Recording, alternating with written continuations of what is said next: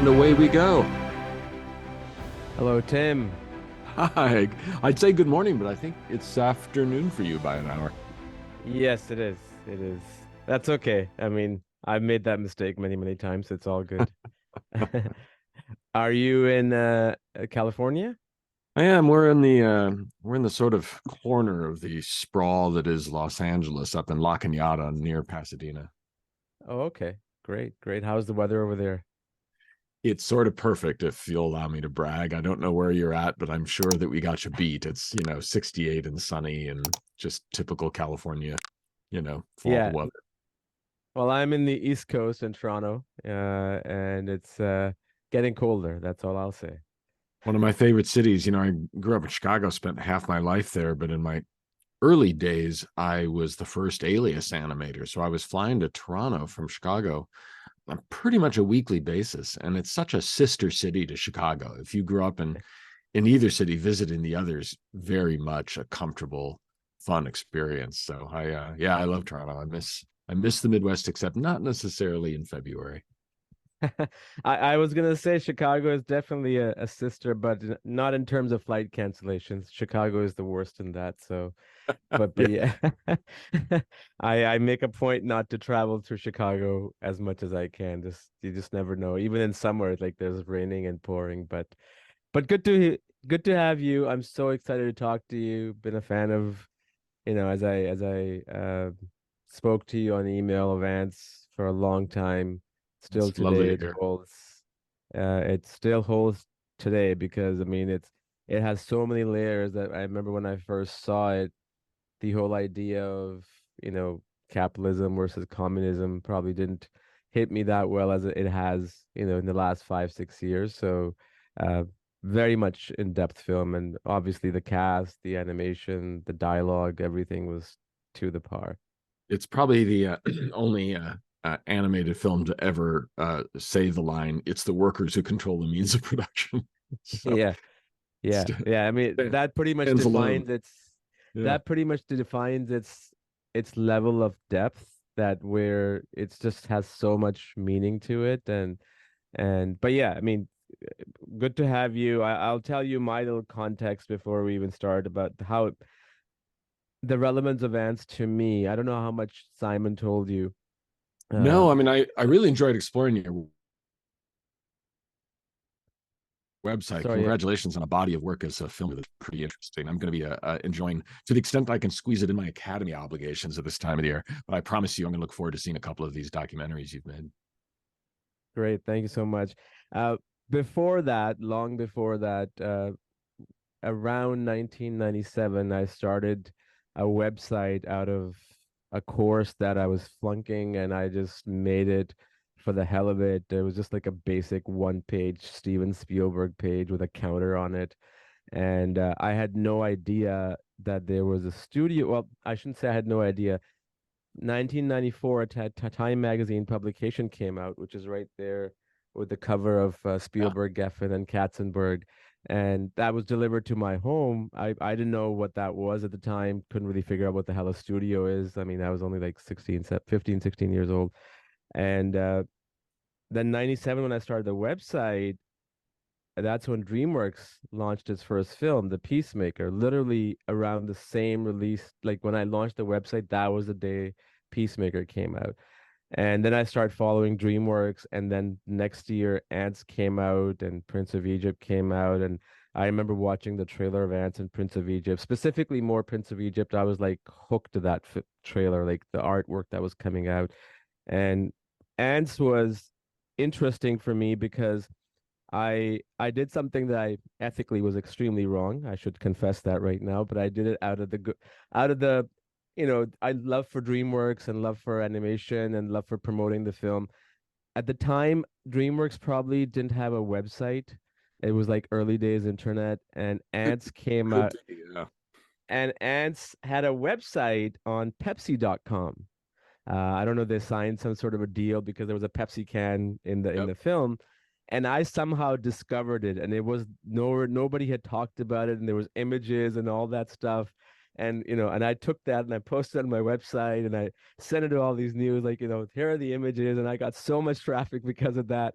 And then, in hindsight, obviously being a filmmaker and now a podcast, also it was ethically extremely wrong, but it just excited me to that film so much. And that's how the journey began. Like, my journey for 10 years, I ran a website on DreamWorks Studio. I even went to PDI DreamWorks at Redwood City, film sets and all that fun stuff.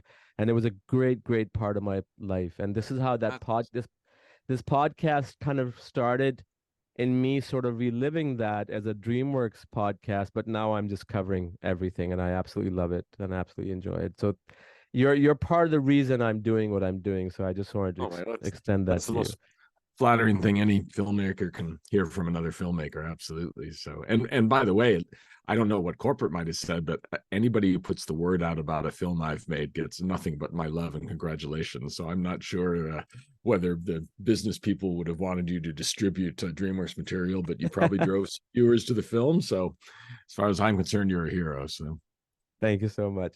So let's start, Tim, from the very beginning before we get to Antz. What's your journey like from the beginning? Like, what instigated you to become an animator, and then sort of that path that you took to getting to? I think you were at PDI first, right? Correct me if I'm wrong. I wasn't even before that. I grew up in Chicago, and I've always been a cartoonist, and I sort of learned to draw by tracing Charles Schulz comics and Johnny Hart comics. And throughout high school and then in college, I did a comic strip. And that was actually my biggest ambition. I still love the art form of the 4-panel comic strip. To me, it's still like one of the most challenging, tight narrative, comedy mediums ever created, the 4-panel strip. And somewhere towards, and I was actually a physics major as I started college, swapped to English literature, which saved my sanity, and allowed me to concentrate on the tools of storytelling. But even as I graduated, I had a couple of short animated films that I did independently at Northwestern, but I wasn't convinced I could make a living at it. So I gave myself, this would have been the summer of '83. I gave myself like the summer, 3 or 4 months, to see if I could get a job animating. Before I sort of shrugged and did what English literature majors do, go copyright or something. But sure enough, I landed a gig in between a Captain Crunch commercial and never looked back. So a few years in Chicago in between, and then directing TV commercials, all drawn animation, a little bit of stop motion. And then I shared a cab with a businessman who owned a post-production studio who had just bought the first Alias system. And at that point, Alias, what you really had to know a little programming to work it. You had to know C, and I had enough of a science background to have dabbled in programming. I wasn't intimidated by that. So I actually started my computer animation journey. That would have been about '85 or so, working at Post Effects in Chicago. By '88, I was sick of being a one-man shop and maybe a little sick of Chicago, and took the chance to move to California, joined what was then a very small crew at PDI. I think I was employee 14 or something like that. And the goal there, and the reason they hired me, was I did have character animation chops. I did have some directing chops. And we really wanted to take a company, PDI, which was known for flying logos. We all called ourselves logo pilots, the swooping around NBC, ABC, Entertainment Tonight text. But we were able, with a concentration on the early days of getting character animation done with a computer, we were able to start doing some character work, so that our big land would have been the Pillsbury Doughboy. All that got us at the doorstep of The Simpsons, where we worked on a Halloween of Horror, Treehouse of Horror show. And it was clear, as you saw how quickly computers' capability with character animation was moving, that this was a storytelling medium. It's hard to imagine now where every single animated film is at least in some way touched by a computer, if not entirely, rendered. It's hard to imagine now the responses I got as I was pitching ideas for feature films. I got the same responses, actually, almost word for word, without them realizing it, that Walt Disney got when he was pitching Snow White as a feature. And people would say to Walt, can people really stomach 80, 90 minutes? Won't they just get a headache and their eyes will bleed? And I got the same sort of response in those early PDI days as we shopped around to studios with a feature film idea. Gee, could people really watch computer animation for that long without just, their eyes melting out of their face? But it did eventually lead us to pitching to Jeffrey Katzenberg and the DreamWorks folks, which I think would have been December of 85. And the story we were pitching was at least adjacent to the story of Antz. So Jeffrey sat me and my friends and partners at PDI down and said, we like your storytelling style. We like your capabilities and technology. We're working on this film called Antz. Take a look and let's see if that's something we could get in partnership on. And so there's the winding journey of my road from doodling to directing. Yeah, and I think when you said December 1985, I think you meant December 1995, correct? For I did, DreamWorks. Yes, yeah, yes. that would have been 95. Yeah. At the 80s. Yeah. Yeah. Were you also involved in any way? Because I remember PDI did some effects, if not most of it, for the first Tron film. No. No, that would have been Magi. Magi in New York did the first Tron movie. Really? Yeah. Okay. Yeah, I know because my wife actually worked for Magi. We met many years after that. But no, PDI wasn't involved with Tron. We didn't really get into the film effects business until we did a little bit of the work on Terminator and Angels in the Outfield. And that was a sort of interesting, friendly rivalry within PDI. As there was a film effects division, and then there was this group of animators that I was running with Rex Grignon, trying to get a animated feature going. Everything was such a Herculean lift back then. Just getting a computer image onto film was a Byzantine technical process. So, yeah. But PDI has a proud history of working the first sort of logo animations, and then some of the early CG work. But the Tron stuff, those early works from Digital Productions, Cranston Surrey, and Magi, where they were the ones who sort of around PDI's time as well busted down some barriers. Got it. I may have misread it somewhere, but it's funny you mentioned about the logos, the moving around animated logos. Nowadays, you can hire someone on Upwork or Fiverr to do that. Like, imagine the technology advancement that has sort of come about in not less than 30, 40 years, right? It's just insane.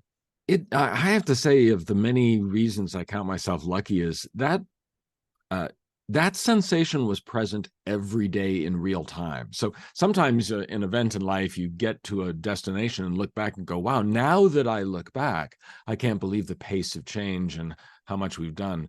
I have to say, one of the many joys of working in computer animation is you are aware every day, oh, wow, we are on a rocket ship.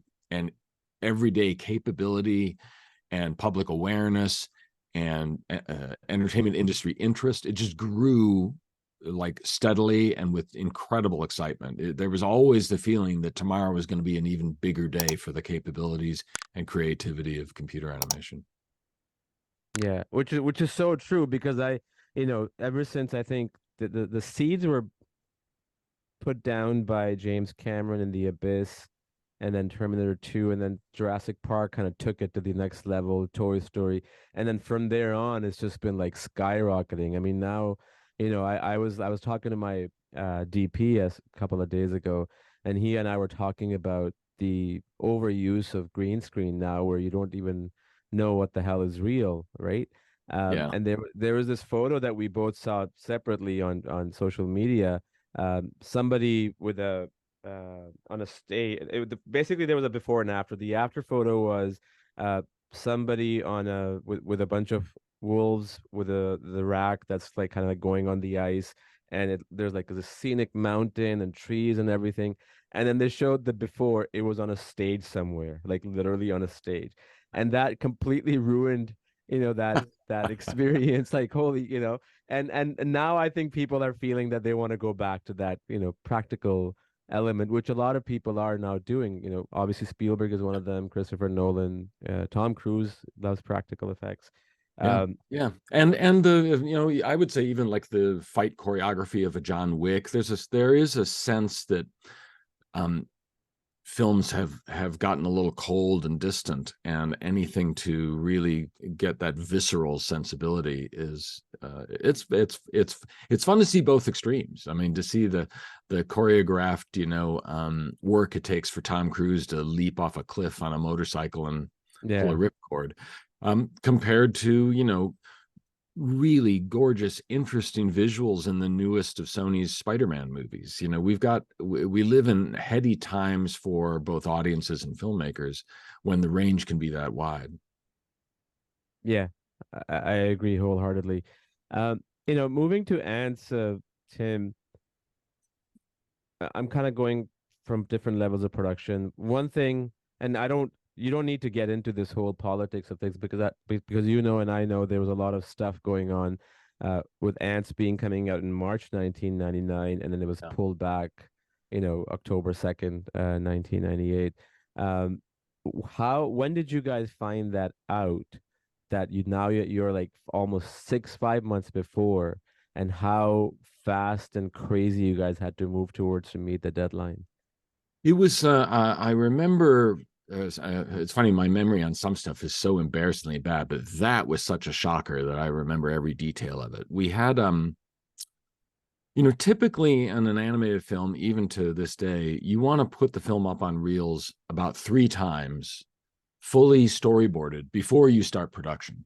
Now, that doesn't mean you're not building characters and starting rigging, but in general, you watch the film about 3 times, and by that point, it may not be perfect, but there are enough scenes that are really working that you can comfortably go, okay, let's start the conveyor belt now and send the first scenes into production. So we did and that was our plan on Ants. It was all laid out in a big whiteboard in a room. Everybody, checked in with constantly. And then we had our second screening, and the Weitz brothers had done a really tight rewrite with myself and Eric Darnell, and all the lead creatives had, kind of all gotten and pounded out stuff. And Chris and Paul went away and came back. And we worked really fast on that second screening and put it up, and it kind of nailed it. Like suddenly the film was there. It wasn't like a first screening is, where it's like, well, if you clear the weeds and wipe the dust off of the windows, you can see a film here somewhere. The second screening advance is like, yeah, that's the movie. The tone of it, the comedy. I don't think we'd recorded any of the actors yet. We'd met with Woody Allen, but so it was all temporary voices. And I remember afterwards, Jeffrey sat us all down and he said, you're a screening ahead. We really should put this into production. And if we're going to do that and be 3 to 4 months ahead, we should look at our release date. And that was very quickly, within a day or two of that screening, we had decided, or the studio really had decided, yeah, there's no reason to spend more time than necessary. And so not only did we get the film out, and we did come out a month in advance of Pixar's A Bug's Life, but ultimately, even though we had to work really hard to get there, I think the film saved money by coming out early. We really did cut time out of the whole production schedule.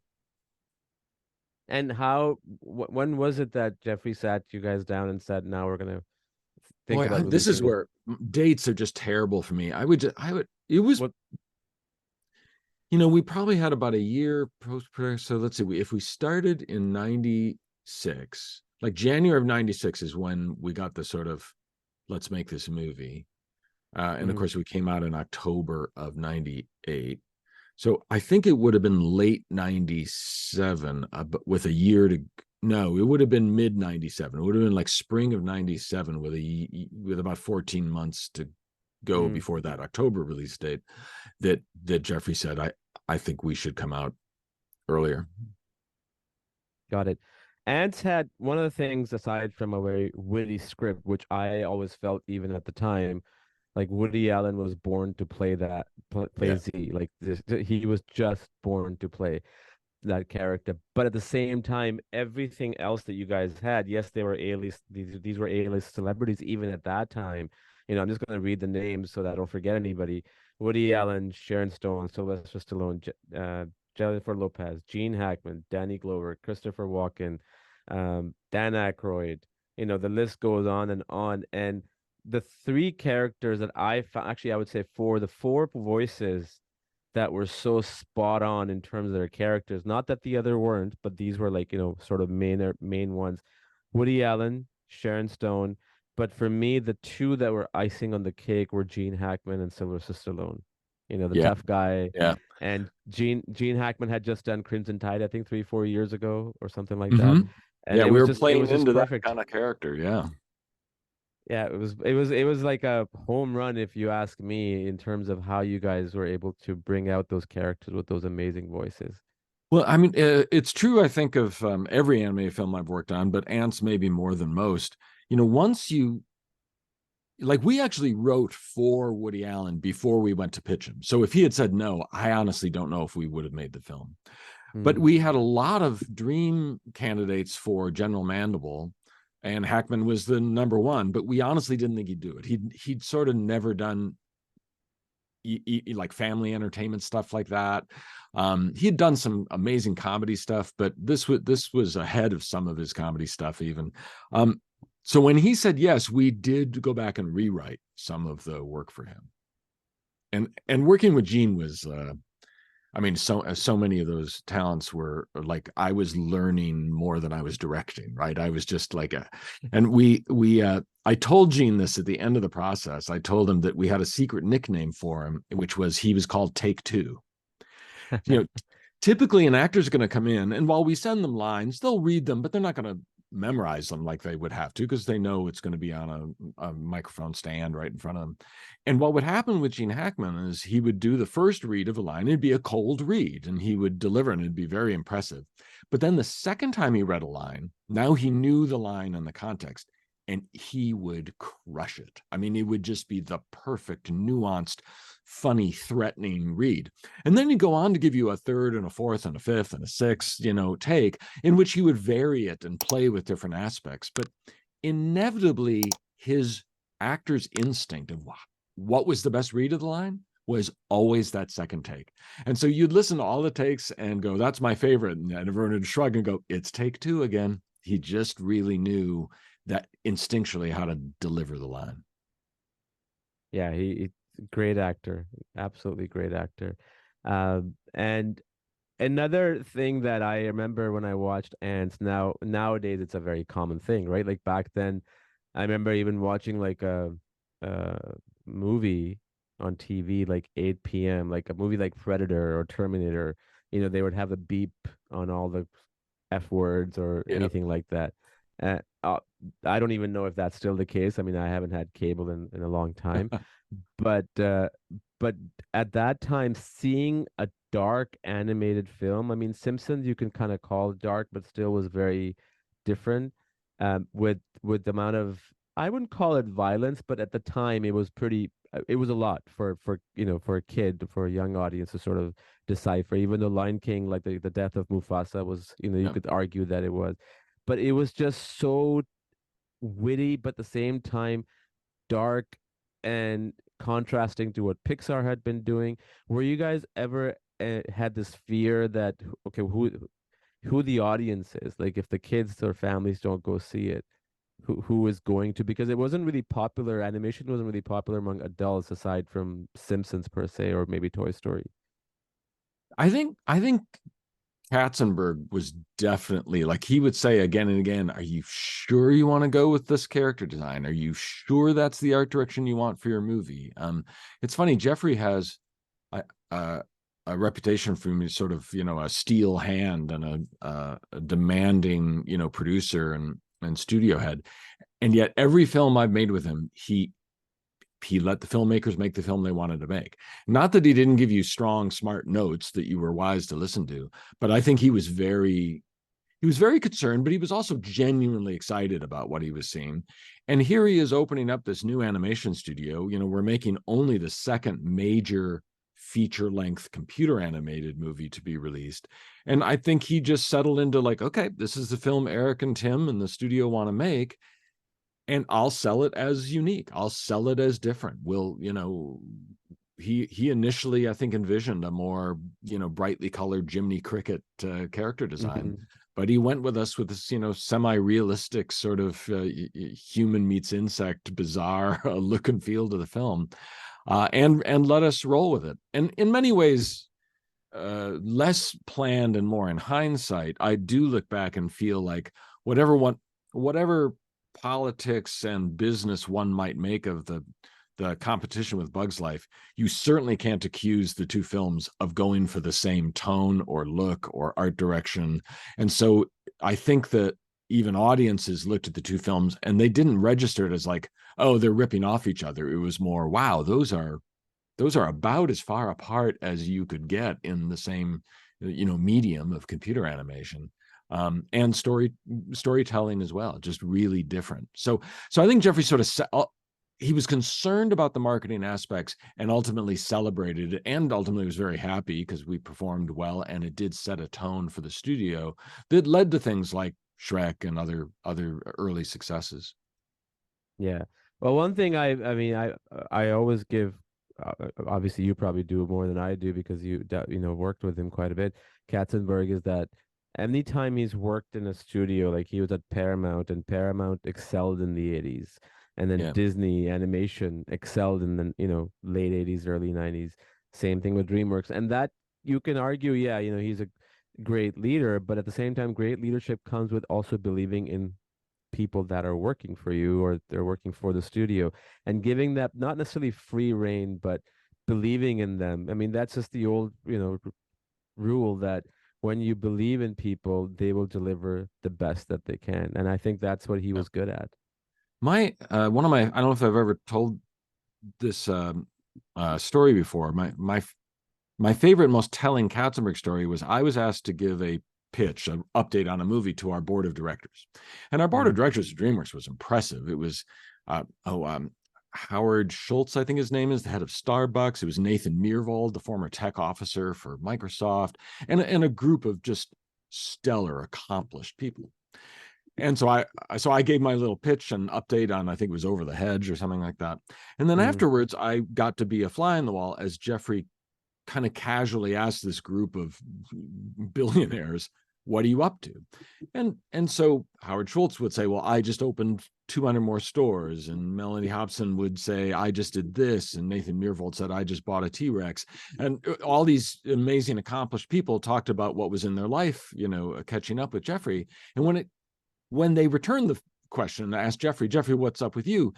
Jeffrey answered, "Well, Tim's got a new movie in addition to the one he showed you, and Simon Wells is developing this new thing that I'm really excited about. And we just got this animator that I think is one of the best animators." And at the end of it, I walked away going, he never said I. And yet he was absolutely bragging. Don't get me wrong, Katzenberg's ego is enormous. oh But yeah. I would argue Katzenberg's ego was a mature business ego, which realized and embraced the entirety of his success was in creating a place where the best wanted to come to work and then did their best work. And that was his pride. And so he was just as, massively ego driven as anybody in Hollywood, but his head was screwed on right in realizing, acknowledging, and celebrating that it was the ability to get great people to do great work that was actually his biggest accomplishment. Wonderful story. Thank you for sharing that. And I think that business model is something that, I was watching Steve Jobs' old video. He said something similar in the lines of, one of the things that I learned in my life and I applied to Pixar as well as Apple, before Pixar became part of Disney, of course, is that I always would hire people that were smarter than me and that were better than me. And Yeah. and that philosophy is something that I even to the day, whether it's a medium-sized crew, whatever, I have to have people who know more than I do. It's important to have ego. Ego drives you forward for your own self, but at the same time, you got to manage everybody properly. And kudos to Katzenberg. I mean, it showed in the work. I know this, not even knowing this, not even knowing him, is that because seeing press releases at the time when I used to run the website, watching interviews, the level of excitement this guy used to have.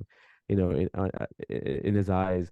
And he was a very shy man at the same time. I went to a test screening of Shrek in March 2000, I think it was, and him and Mike Myers were there. And I was very shy at the time, and I wanted to approach him and everything. And I think he was more, in person, probably shyer than I was. But that's just how he was. But in front of a camera or in front of like a pitch or when he was trying to talk about the film, he's a completely different person. Amazing human being. And one thing I've talked about this with Simon as well. I emailed him. He was the first one that I emailed during COVID when I was thinking about starting a podcast. And I thought it will never see a light of day. He responded to me in less than 10 minutes. Yeah. And I mean, There's he did like a there's a text. communication ethic with Jeffrey that is unique, I think. Yeah, he did it like he wrote answers to my questions about Prince of Egypt over 3 pages. He said, I can't do audio, but I will just write it for you.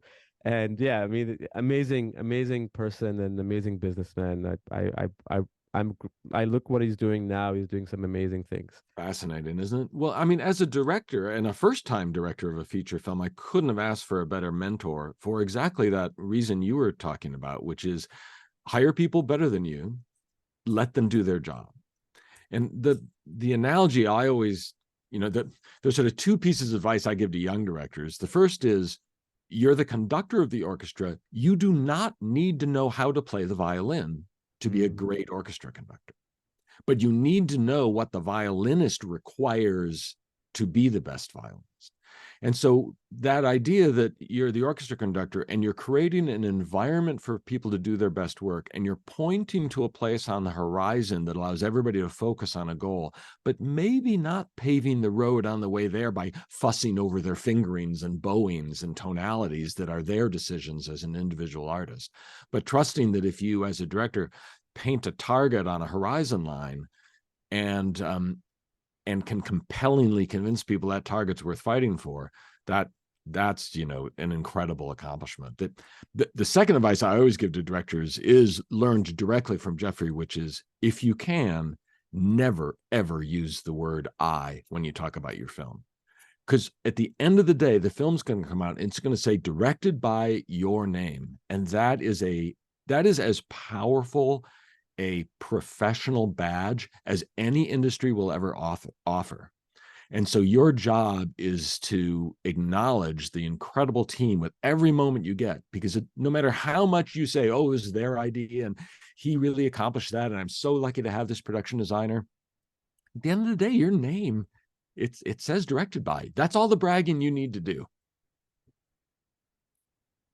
So true. Absolutely.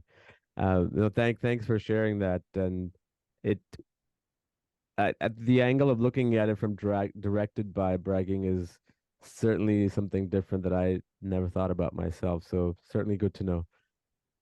Well, it's the best job in the world. I hope you've had that I sort of I sensation as I you've put have your it. films together. It, I have.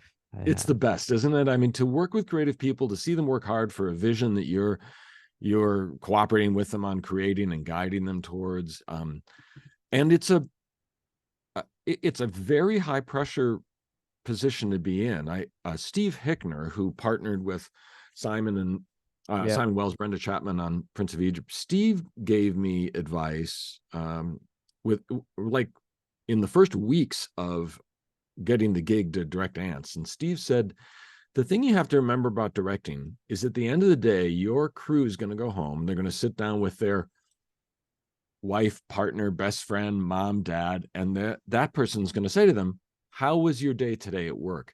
And the response to that question will be entirely based on the 30 seconds they spent with you. And Wow. that is what it's like to be a director, because people want the vision, want the guidance, also want the freedom. And when they have that freedom and deliver for a director, and the director goes, wow, that was great, they open a good bottle of wine that night. And if a director goes, oh, I think you missed the mark, that really doesn't work, well, you still open a bottle of wine that night, but for a completely different reason. So I always thank Steve Hickner for putting into perspective the sort of, awe-inspiring responsibility of being a leader of a creative project. That's such a great advice. That is such a great advice because at the end of the day, we all crave, in a very indirect way, of what the world thinks of us. Do they Yeah. like us? Do they not like us? And whether we find out or not, that's another story. But at least if you do the best you can to make sure that people are going to have a good day because of you, I think that in itself is the greatest achievement. Well, and creative people, it doesn't matter how much success you've had. Every time you create something, you're vulnerable. You're putting yourself out there. You're saying, this matters to me and it affects me emotionally, and I'm offering it to you, hoping it affects you emotionally as well. And it's the most joyous thing in the world, which is why directing is such a great job. When somebody goes, yes, I feel it in the same way you do and the way you want me to. And it's so debilitating if you get the, I don't know what you were going for there. That left me cold. And Yeah. so treating every creative with that respect that you so crave yourself is it's not always easy. You do sometimes come across an artist that is a poor fit for a show, or their best efforts never quite mesh with the group, and that's a sleepless night for a director. But I find for the most part, especially with the incredible caliber of the talent that DreamWorks was able to pull together for so many decades, a couple of decades there, that you would almost always be able to find that shared vision that would lead to that joyous discovery together rather than frustration. Yeah. No, that's absolutely true. And the great thing about directing, I mean, I'm just speaking from my own experience. And I would guess most people are like that. I am a completely different person when I'm on the set, when I'm Hmm. directing, when I'm working on the film from the beginning, as opposed to in real life. So as would not in the terms of, for the lack of better word, two-faced, but more so I'm in my zone. And Yeah. I'm not crazy about heights, right? But I can be given a camera and I'm okay with the heights. It's just you're Huh. just so much in that zone, in that world where you're like, this is for what I'm doing, or this is what my team is doing for, or whatever it is. It's an incredible feeling. It just makes you, as Jerry Maguire would say, it makes me complete. That's just how it is. And it's I, it's I it's love amazing. that. Yeah. Yeah, I love that, Jawad. I think that's exactly right. I'm a passionate amateur musician, and the flow that can happen when you're playing a guitar is also what you can get when you're directing, in the sense of your personality and the weight of your daily to-do list and the bills that are due and the family crises can all take this very lovely moment to getting in the back seat as you and a creative team are chipping away at the big chunk of marble to find the sculpture inside of it. And that sense of uh, getting to do creative work with a team, and you can feel your own individual ego being satisfied by it, but also realize that it's because the team is aligned with you. We all, Yes. and this is, we all want to be understood and heard and appreciated. And if you're in the flow on directing, every day has those opportunities to go, wow, I was understood, I was appreciated, and we're creating something together. It's a powerful sense, and I actually miss it since COVID kind of shut things down. I departed DreamWorks. I'm developing all these projects and working with some great people, but it's not the same as 300 people all working on the Mm, same canvas together at the same time. yeah. And speaking of appreciation, do you remember the first time Antz was screened, whether it was, with a small crew, a small group of folks, including Katzenberg, um, at DreamWorks, or whether it was like a test screening or a fully finished screening? Do you remember what that experience was like watching and seeing people reacting? Yeah, the very first, I would say, every every single test screening I've ever had for a film I'm directing, and you usually have many for any film, as few as 3 and as many as 6 test screenings. and they're professionally run. Somebody with a clipboard walks up to people at shopping malls and says, would you be available to watch a movie at 2 o'clock? And they tell them very little. They just say it's an animated comedy and it's a work in progress, something real similar. But I do think the first test screening of Antz, being the first time film I was co-directing with Eric Darnell, I was almost physically ill. Like I remember shaking. I remember not really not being able to pay attention to anything. It all went by as a sort of surreal, scary dreamscape.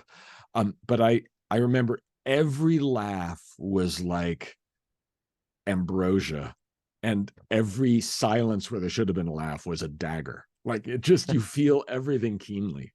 But it's such an important process for a filmmaker, and of course happens with live action films as well. It happens, for people who make a song demo before producing it, that you can climb so deep into your own head, especially with a long narrative where you're tracking characters and arcs and themes, that you can convince yourself you've dotted every I and crossed every T. But only when you show it to an audience does that cold water slap you in the face and you're like, oh, even before they don't laugh, I know they're not going to laugh because I can feel the energy in the room, and I missed the setup that would make that joke work. And even before I get the bad news that they didn't get the joke, I at least now know why, and there's a path to fixing it. So the experience of sitting in the dark room is the most nauseating one a director or anybody on a crew can do, but it is so fundamentally important. No like stand-up comic walks out on stage and improvises a whole show that gets filmed for their hour special. They craft it one joke at a time and make all the subtle changes to timing and cuts, and that's what a filmmaker needs to do too. So yeah, I remember every test screening I've ever done, but that first one on Antz was like literally physically overwhelming. And what was it like on the weekend when it was supposed to, October 2nd, I think it was, You know, 1998. it's it's it's such an emotionally it's turmoil. You work towards that moment that an audience pays hard-earned cash, holds a ticket with your film's name printed on it, and then sits in the dark and has expectations. Um, and so when it happens, there is a sense of crossing the finish line, but it's so diffused and so compromised. I remember Katzenberg and I bought tickets to 3 shows for Antz, matinees throughout the afternoon. We drove, I think even hired like a driver. So we were in the back of a really nice S-Class Mercedes racing from theater to theater. And I couldn't do it. I'd walk in and the people would start laughing at those opening lines of Woody Allen's monologue as we dive underneath the soil of Central Park and meet our aunt character on the psychiatric couch. And the prints looked like muddy and dark because theaters typically don't project, especially pre-digital, at the full brightness of their bulb. And people are still like talking and settling and getting their popcorn sorted and their kids settled. And like, as a filmmaker, you're like, this is both joyous because people are experiencing it, and yet it's not the pristine, perfect experience you crave for an audience. And so I think with each one, Jeffrey and I stayed 5 minutes, and I would say to him, I can't do it. Let's go to the next theater. That's so true. I mean, even when I'm looking forward to a film that I have nothing to do with, like, like I'm a huge Spielberg fan, right? Like, uh, and I would go and I would be like, if I hear somebody eating popcorn, I'm like, oh shit, Oh, that just ruined my the experience of glow of a watching the cell movie. phone on a face. It's like, Oh oh, God. Which is why I stopped going to movie theaters for a while, but now after COVID, I'm kind of, making an effort again just to go more often. But it's so true. You reminded me of the first feature documentary I directed. It was about a small fishing village trying to fight the Canadian government, to get their seawall repaired before the hurricanes destroyed the village. And it was like a 3.5 year long production on and off, because I was like following the story real time, and it was just literally just me. Like I pretty much did everything from the beginning to the end because lack of budget. And I remember the first screening. It was so interesting. So, at two stories I'll tell you from here to here. The first screening I did, it was a packed house of like people from 55 and above, like, small fishing communities all the way came to a church. It was a big screen. There was a projector. I had to do everything and laptop and connect. And I wouldn't even leave that room to see what the audience is thinking and doing Oh, or looking. And I was petrified. And then when the film was about to finish, because the credits were going to come, I kind of went just downstairs in the hallway, and all of a sudden I heard this loud cheer and applause. And I'm like, okay. So then I go in and I go on the stage, and everybody's like on their feet. And it was one of the most memorable so experiences powerful. of my life. A month later, because of that success, in my eye at least, we decided to show this film another fishing villages community, and we reached out to one, and we rented a theater. It was like 1,600 people capacity, and Whoa. we advertised everywhere. It was just me and the organizer that showed up, and that was such a detrimental experience. But I had the best of both worlds in a matter of a month, and that taught me that how you shouldn't have those kind of, letting things get to your head. You just kind Yeah. of have to balance it out. And but yeah, it was a very very empty feeling. I remember I'm like, oh my God, this is like horrible. But that's just the way it is in the film business. Well, and then you run right into the all-consuming other half of any commercial endeavor of an artistic medium, which is marketing, and how much you are beholden to the ideas and energy and sophistication and spend on telling people about your film, and how no matter what tight reins you felt you had as a director, you have to let the baby go to college, and other people are going to do all the work of that next step.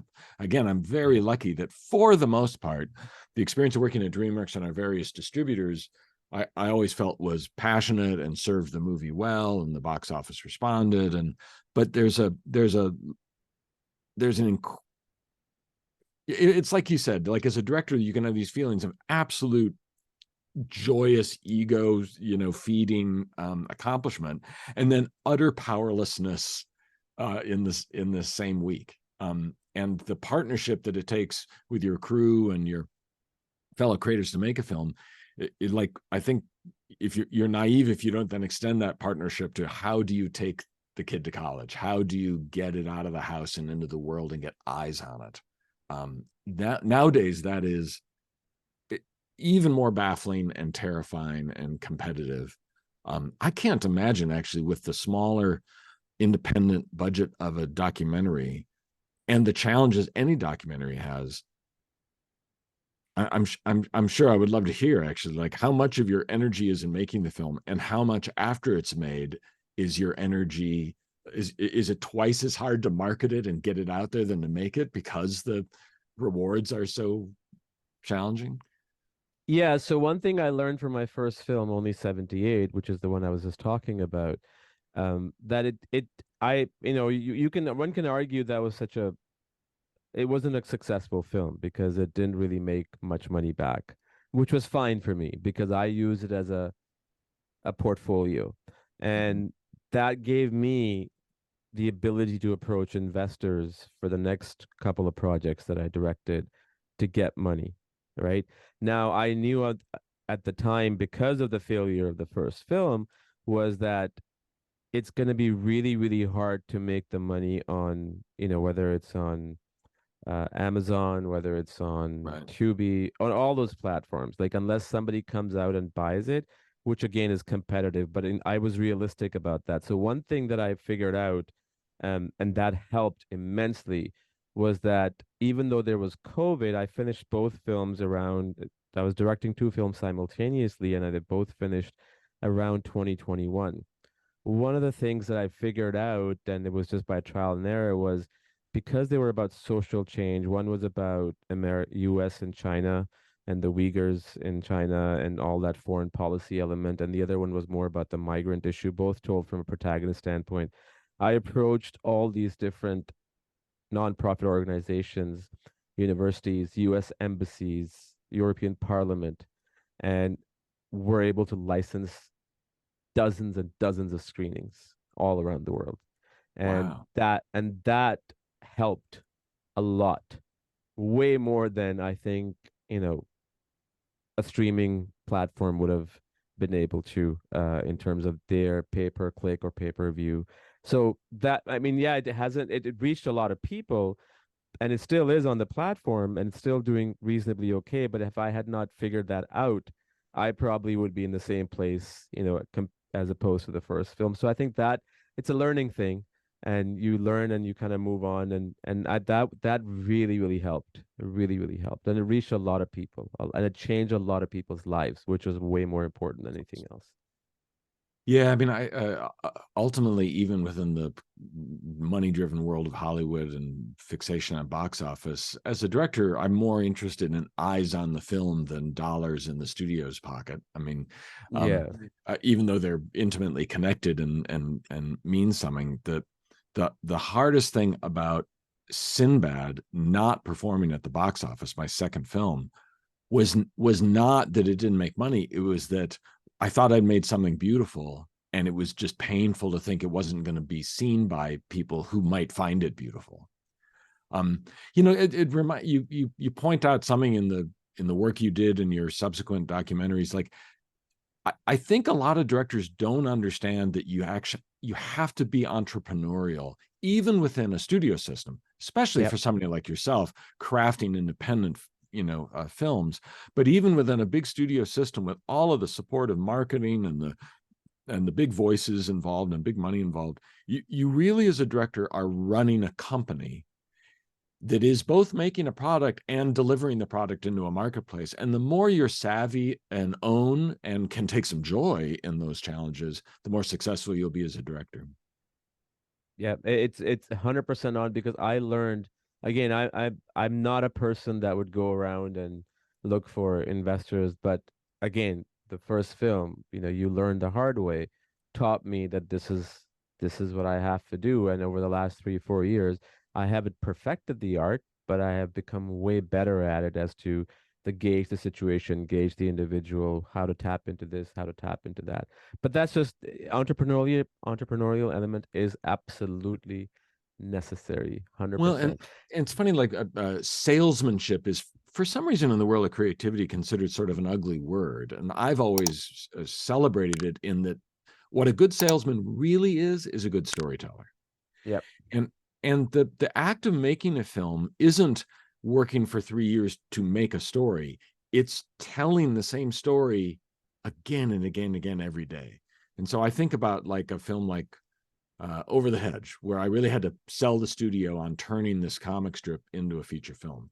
And so telling that story to Jeffrey and the marketing people and the other creatives, and then getting a small story crew and telling that story to the story crew and trying to get them to bond with and add to that story. And then every time, more crew would come on, I would pitch them the story and sell them on the story to get their enthusiasm. Eventually that turns into me pitching toy companies and the marketing company, and you end up as a filmmaker telling your story so many times, often as a salesman for the energy of your crew, or literally a salesman to get people to give you money to make it.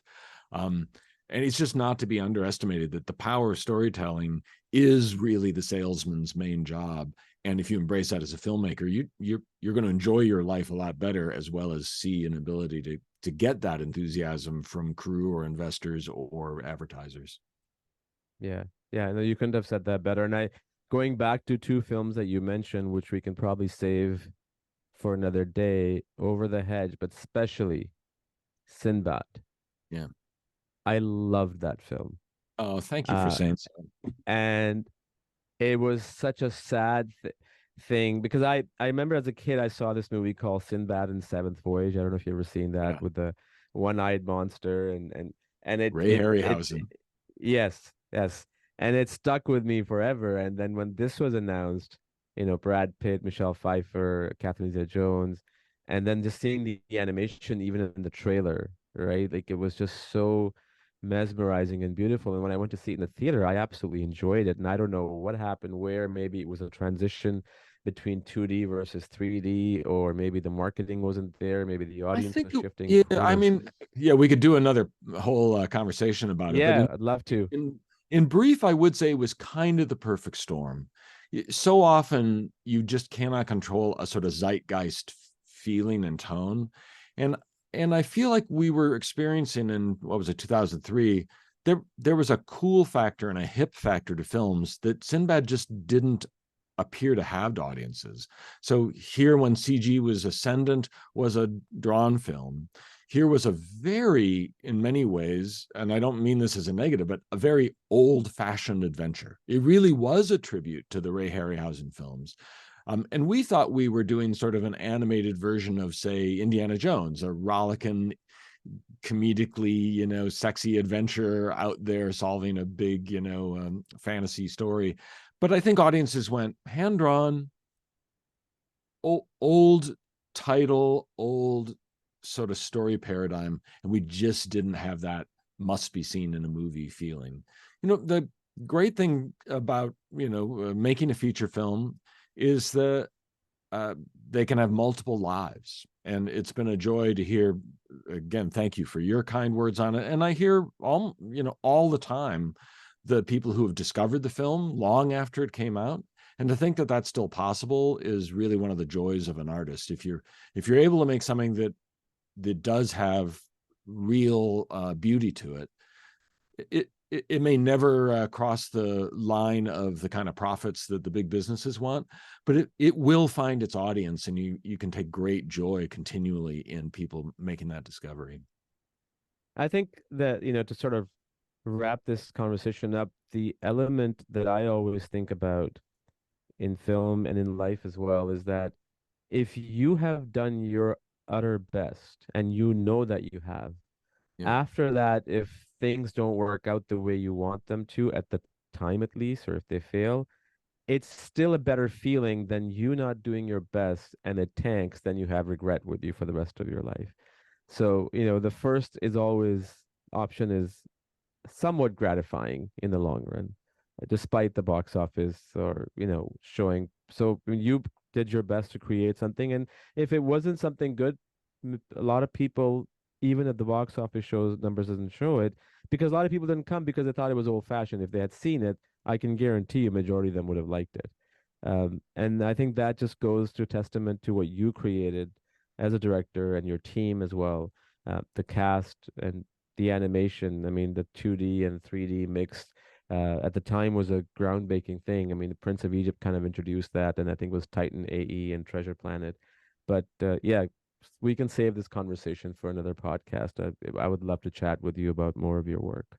Absolutely. And just to reinforce in closing kind of what you were saying there, back to maybe the early part of our conversation, the great thing about hiring people better than you is when you do have one of those days where you're off and you aren't delivering your best, or you're just not in the kind of mood to bring that energy. If you're surrounding yourself with great people, you can coast on their talent and energy, and it'll get you past that low spot and back into that pride and drive.